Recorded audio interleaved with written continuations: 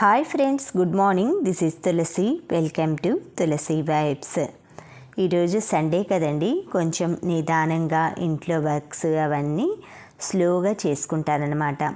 మార్నింగే నేను ఇలా బాటిల్స్ అవన్నీ కడిగేసి మగ్గులు అవి వంటకు కావాల్సినవి వాటర్ పట్టుకోవటం, డ్రింకింగ్ వాటర్ అవి పట్టేసుకోవటం. నేను రాగి బిందెలో పెట్టుకుంటాను కదా వాటరు, అవన్నీ బాటిల్స్కి నింపుకుంటాను ఉదయాన్నే. ఈరోజు బ్రేక్ఫాస్ట్ వచ్చి దోశ, చికెన్ శార్వా అండి. కాంబినేషన్ అయితే చాలా బాగుంటుందన్నమాట. కొంచెం మనకి దోశలోకి ఎక్కువగా గ్రేవీ ఉండేట్లుగా చూసుకుంటే తినేటప్పుడు మనకి బాగుంటుందన్నమాట దోశలో. ఈ చికెన్ శార్వాలోకి దోశ ఏంటంటే కొంచెం మందంగా పోసుకోవాలి, మరి పల్చగా తిన్నగా అయితే పోయకూడదు. అదొక్కటే అయితే మనం గుర్తుపెట్టుకుంటే దోశ శార్వా అనేది చాలా టేస్ట్గా ఉంటుందన్నమాట. కొన్ని చోట్లయితే షాప్స్ అలా ఉన్న, అంటే దోశలు శార్వా షాప్స్ ఉన్నప్పుడు ఎక్కువగా వాళ్ళు వేస్టేజ్ వేసి ఆ శార్వా పెడతారంటే కోడివి తలకాయ, కాళ్ళు అలాంటివి వేసి. మనం ఇంట్లో చేసుకునేప్పుడు మంచిగా మనం క్లీన్ చేసుకొని ఎక్కువగా సాల్ట్ వాటర్లో ముందు ఎక్కువసేపు డిప్ చేసామంటే చికెన్ అనేది మనకి సాఫ్ట్గా ఉంటుందన్నమాట. ఇలా నేను మార్నింగ్ బ్రేక్ఫాస్ట్ అది అయిపోయిన తర్వాత ఈరోజైతే వంట అది కంప్లీట్ అయ్యాకే బాత్ చేద్దామనేసి స్నానం అది ఆయిల్ అది పెట్టుకున్నానండి హెడ్కి. సండే రోజే ఎక్కువగా నేను కుంకుడుకాయలు కానీ శీకాకాయలు కానీ అలా పెట్టి మందారాకు అలా పోసుకుంటాను. ఆయిల్ అది పెట్టుకున్నామంటే మనకు కొంచెం హెయిర్ ఏంటంటే కండిషనర్గా ఉంటుంది. ఇలా కుకింగ్ అంతా అయిపోయిన తర్వాత మొత్తం సర్దుతున్నానమాట. నాకు ఎప్పుడైనా సరే కిచెన్ గట్టు అది వంట చేసేప్పుడు ఎక్కువగా నేను స్టవ్ అది కూడా వెట్ క్లాత్ తోటి క్లీన్ చేసుకుంటానండి. తర్వాత మనం కుకింగ్ అది అయిపోయిన తర్వాత ఏదైనా కూడా బై మిస్టేక్ పడుతుంటాయి కదా మనం కుక్ చేసేప్పుడు, అవి కూడా ఒకసారి వెట్ క్లాత్తో తుడిచేసేసుకొని నీట్గా కొంచెం విమ్ లిక్విడ్ వేస్తానన్నమాట. విమ్ లిక్విడ్ తోటి ఏదైనా జిడ్డు కానీ అలా ఉంటే శుభ్రంగా పోతుంది. సండే అని పేరే కానీ లేడీస్కి అయితే అది కూడా వర్కింగ్ డేనేనండి, డబల్ వర్కింగ్ డే నాకు తెలిసి అనమాట. సండే ఎక్కువగా స్పెషల్స్ చేయటం, ఫ్యామిలీ అందరినీ ఇంప్రెస్ చేయాలి అనేసి రకరకాల ఐటమ్స్ అన్నీ వండి పెట్టడం. అంటే బయట ఫుడ్ కంటే ఇంట్లోనే మంచిగా చేస్తాము, ఇంట్లోనే బాగుంటుంది అన్నట్లుగా ఎక్కువగా ఫుడ్ అయితే మేము బయట తీసుకోమండి. ఎప్పుడో రేర్గా అనమాట, ఏదైనా ఒకేషన్గా అలా ఆ రోజు ఎక్కువ వర్క్ పెట్టుకోకుండా బయట తింటాం అలా చేస్తాం. కానీ ఎక్కువగా నాన్ వెజ్ ఐటమ్స్ అయితే బయట చేయను నేను. లంచ్ కానీ డిన్నర్కి కానీ బయటికి నాన్ వెజ్ అయితే తినమండి, ఎక్కువ వెజ్జే ప్రిఫర్ చేస్తాం బయటికి వెళ్ళినప్పుడు. ఈరోజు వచ్చేసి రసము, చికెన్ ఫ్రై చేసా, మార్నింగ్ శార్వా చేసా కదా దోశలోకి. తర్వాత ఈవినింగ్ టైంలో స్వీట్ బోండా చేద్దామనేసి చేస్తున్నానండి. ఇది మనకి పండిపోయిన అరటిపండ్లు అలా ఉంటాయి కదా, వాటితోటి చాలా బాగుంటుందన్నమాట. ఇందులో కొంచెం వెట్ క్లాత్ వేసేసి 1 కప్పు మైదా వేస్తున్నానండి. మనం గోధుమ పిండితో అయినా చేసుకోవచ్చు, కానీ కొంచెం మైదాతో అంటే ఫ్లఫీగా వస్తుంది. అప్పుడప్పుడే కాబట్టి మనం మంత్లీ 2 మంత్స్కి అలా కాబట్టి ఏం పర్లేదనమాట. బయట అన్హెల్దీ ఫుడ్స్ తినే కాడికి ఇంట్లోనే కొంచెం వీటిని హెల్దీ చేసుకుంటే మైదా వాడినా కూడా అప్పుడప్పుడు ప్రాబ్లం ఏముండదు. ఫస్ట్ మనం ఇలా తినే అరటిపండ్లు ఉంటాయి కదా, అవి పొడవువి కావచ్చు, ఇలా నాటు అరటిపండ్లు కావచ్చు, చక్కగా బాగా పండి ఉండాలండి. అరటిపండుని పండిన దాన్ని తీసుకొని ఇలా తొక్క తీసేసి మెత్తగా స్మాష్ చేసేసుకోవాలి. మనం చేతితోటి బాగా అరటిపండుని అయితే మర్దన చేయాలన్నమాట. చిన్న చిన్న పీస్లు అవేమీ లేకుండా బనానాని అయితే బాగా స్మూత్ స్ట్రక్చర్లో పీస్ లాగా చేసుకోవాలి. అది పండిపోయింది కాబట్టి చక్కగా మెత్తగా స్మాష్ అయిపోతుందండి.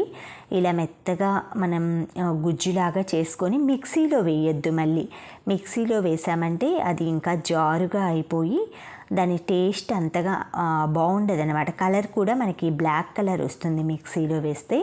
వీలైనంత వరకు చేతితోటి మెల్ట్ చేయండి. తర్వాత బేకింగ్ సోడా వేస్తున్నాను 1/2 టేబుల్ స్పూన్. బేకింగ్ పౌడర్ కూడా 1/2 టేబుల్ స్పూన్ వేస్తున్నాను. బేకింగ్ ఎందుకంటే మైదా వేస్తున్నాం కదా, అది బాగా కొంచెం ఫ్లఫీగా పొంగటానికి అనమాట. తర్వాత నాటు చక్కెర వాడుతున్నాను, బ్రౌన్ షుగర్ అనమాట.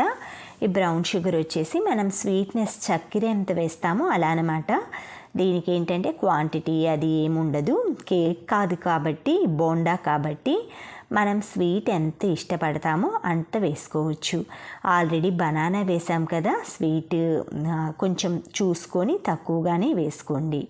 తర్వాత 1 కప్ అయితే మైదా వేస్తున్నాను. మైదా కూడా ఏం జల్లించక్కర్లేదండి. కేక్ అయితే జల్లించుకోవాలి కానీ ఇలా స్వీట్ బోండాకి అలా జల్లించక్కర్లేదు. ఈ విధంగా బాగా మనం బిస్కట్ తోటి మెల్ట్ చేసుకోవాలి. తర్వాత నేను కుక్ చేయటానికి పెట్టాను కదా, ఆ కుక్ చేయటానికి పెట్టింది ఎందుకంటే మనకి బోండా బాయిల్ అయినప్పుడు లోపలంతా మనకి కుక్ అయింది ఏంటంటే బాగా బేక్ టైప్లో కేక్ ఎలాగా మనకి ఫ్లఫీగా ఉంటుందో ఆ విధంగా రావటానికి అనమాట. ఇలా బాయిల్ చేసిన మైదాని కూడా యాడ్ చేసేసుకొని చక్కగా బిస్కట్ తోటి ఈ విధంగా బ్లెండ్ చేసుకోవాలి. ఎక్కువగా నేను న్యాచురల్గా చేస్తున్నాను కాబట్టి ఎసెన్స్కి బదులు ఇలాచీ వేసానమాట. ఇలాచీ కూడా మనకి ఫ్లేవర్ బాగుంటుందన్నమాట. మీ దగ్గర వెనీలా ఎసెన్స్ ఉన్నా కూడా వేసుకోవచ్చు కొంచెం. ఇలాచీ ప్లేస్లో బోండా అయినా సరే పర్లేదండి. ఇలా బాయిల్ చేసాం కదా, ఈ మైదాని పైన మనకి ఒక లేయర్ లాగా స్టీమ్డ్ అయిపోయి ఉంటుందన్నమాట.